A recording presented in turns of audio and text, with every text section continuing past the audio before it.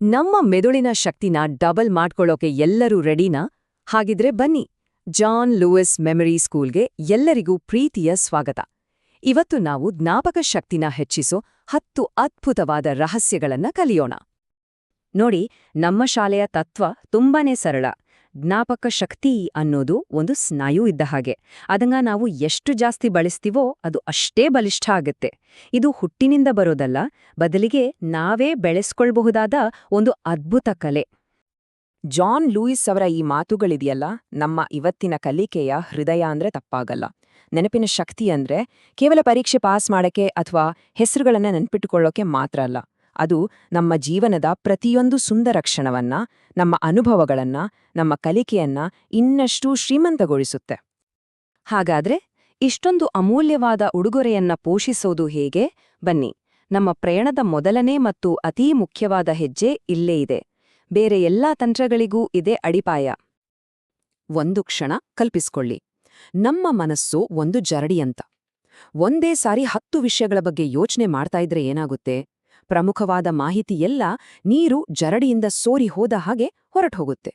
ಆದ್ರೆ ನಾವು ಒಂದೇ ಒಂದು ವಿಷಯದ ಮೇಲೆ ಸಂಪೂರ್ಣವಾಗಿ ಗಮನ ಇಟ್ರೆ ಆ ಜ್ಞಾನ ನಮ್ಮ ಮನಸ್ಸಿನ ಜರಡಿಯಲ್ಲಿ ಭದ್ರವಾಗಿ ಉಳಿದುಕೊಳ್ಳುತ್ತೆ. ಸರಿ, ಗಮನವನ್ನ ಕೇಂದ್ರೀಕರಿಸಿದ ನಂತರ ಮುಂದಿನ ಹೆಜ್ಜೆ ಏನು? ಬನ್ನಿ, ನಮ್ಮ ಜ್ಞಾಪಕ ಶಕ್ತಿಯನ್ನ ನಿಜವಾಗಿಯೂ ಬಲಪಡಿಸೋ, ನೆನಪುಗಳನ್ನ ಅಚ್ಚಳಿಯದಂತೆ ಮಾಡೋ ತಂತ್ರಗಳನ್ನ ಕಲಿಯೋಕೆ ಸಿದ್ಧರಾಗೋಣ. ಈಗ ನಾವು 5 ಅದ್ಭುತ ತಂತ್ರಗಳನ್ನ ಒಂದೊಂದಾಗಿ ಕಲಿಯೋಣ. ಪುನರಾವರ್ತನೆಯ ಶಕ್ತಿಯಿಂದ ಹಿಡಿದು ನಮ್ಮ ಇಂದ್ರಿಯಗಳನ್ನ ಬಳಸಿ ಜ್ಞಾನವನ್ನ ಅಚ್ಚಳಿಯದಂತೆ ಮಾಡೋದು ಹೇಗೆ ಅನ್ನುವರೆಗೂ ಪ್ರತಿಯೊಂದು ತಂತ್ರನೂ ನಮ್ಮ ಜ್ಞಾಪಕ ಶಕ್ತಿಯ ಅರಮನೆಗೆ ಒಂದೊಂದು ಇಟ್ಟಿಗೆ ಇದ್ದ ಹಾಗೆ. ಇದು 2ನೇ ಕಟ್ಟಳೆ. ಯೋಚನೆ ಮಾಡಿ, ಒಂದು ಹೊಸ ಪದವನ್ನ ಕಲ್ತಾಗ ಅದನ್ನ ಒಂದೇ ಸಾರಿ ಓದಿ ಬಿಡೋದಕ್ಕಿಂತ ದಿನದಲ್ಲಿ ಒಂದು 3 ಬಾರಿ ನೆನಪಿಸ್ಕೊಂಡ್ರೆ ಅದು ನಮ್ಮ ಮನಸ್ಸಲ್ಲಿ ಶಾಶ್ವತವಾಗಿ ಉಳಿಯುತ್ತೆ. ಇದು ನಮ್ಮ ಮೆದುಳಿನ ಸ್ನಾಯುಗಳಿಗೆ ವ್ಯಾಯಾಮ ಕೊಟ್ಟ ಹಾಗೆ.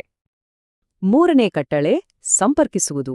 ಉದಾಹರಣೆಗೆ, ಒಂದು ಹೊಸ ಫೋನ್ ನಂಬರ್ ನೆನ್ಪಿಟ್ಕೊಳ್ಬೇಕಾ? ಅದರಲ್ಲಿರೋ ಸಂಖ್ಯೆಗಳನ್ನ ಯಾವುದಾದ್ರೂ ಪರಿಚಿತ ದಿನಾಂಕದ ಜೊತೆ ಜೋಡಿಸ್ನೋಡಿ. ಆಗಾದ ಎಷ್ಟು ಸುಲಭವಾಗಿ ನೆನ್ಪಿರುತ್ತೆ ಅಲ್ವಾ? ಇನ್ನು 4ನೇ ಕಟ್ಟಳೆ, ಸಂಘಟಿಸುವುದು. ಮಾಹಿತಿಯನ್ನ ಗುಂಪುಗಳಾಗಿ ವಿಂಗಡಿಸೋದು ಅಥವಾ ಮೈಂಡ್ ಮ್ಯಾಪ್ಗಳನ್ನ ರಚಿಸೋದು ನಮ್ಮ ಮೆದುಳಿಗೆ ವಿಷಯಗಳನ್ನ ಕ್ರಮಬದ್ಧವಾಗಿ ಸಂಗ್ರಹಿಸಲು ತುಂಬಾನೇ ಸಹಾಯ ಮಾಡುತ್ತೆ. ಸರಿ, ಜ್ಞಾನವನ್ನ ಜೋಡಿಸೋದು ಮತ್ತು ರಚಿಸೋದು ಒಂದು ಭಾಗ ಆದ್ರೆ ಅದಕ್ಕೆ ಜೀವ ತುಂಬೋದು ಮತ್ತೊಂದು ಪ್ರಮುಖ ಭಾಗ. ಈಗ ನಮ್ಮ ನೆನಪುಗಳಿಗೆ ಬಣ್ಣ, ವಾಸನೆ ಮತ್ತು ಶಬ್ದವನ್ನ ತುಂಬೋದು ಹೇಗೆ ಅಂತ ಕಲಿಯೋಣ. ಬನ್ನಿ. 5ನೇ ಕಟ್ಟಳೆ, ದೃಶ್ಯೀಕರಿಸುವುದು.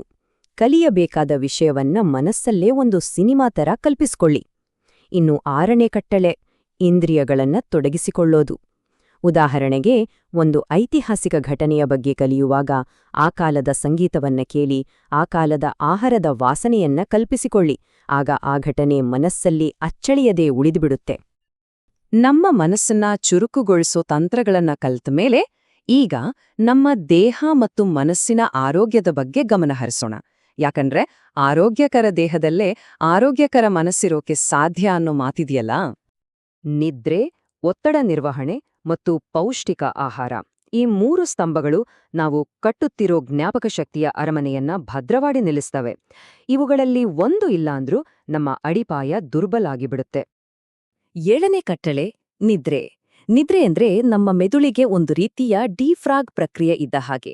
ಹಗಲಿನಲ್ಲಿ ಕಲಿತ ಎಲ್ಲಾ ವಿಷಯಗಳನ್ನ ಅದು ವ್ಯವಸ್ಥಿತವಾಗಿ ಜೋಡಿಸುತ್ತೆ, ಅನಗತ್ಯ ವಿಷಯಗಳನ್ನ ತೆಗೆದುಹಾಕುತ್ತೆ. ಇದ್ರಿಂದ ಬೆಳಗ್ಗೆ ಎದ್ದಾಗ ಮನಸ್ಸು ಹಗುರವಾಗಿ ಸ್ಪಷ್ಟವಾಗಿರುತ್ತೆ.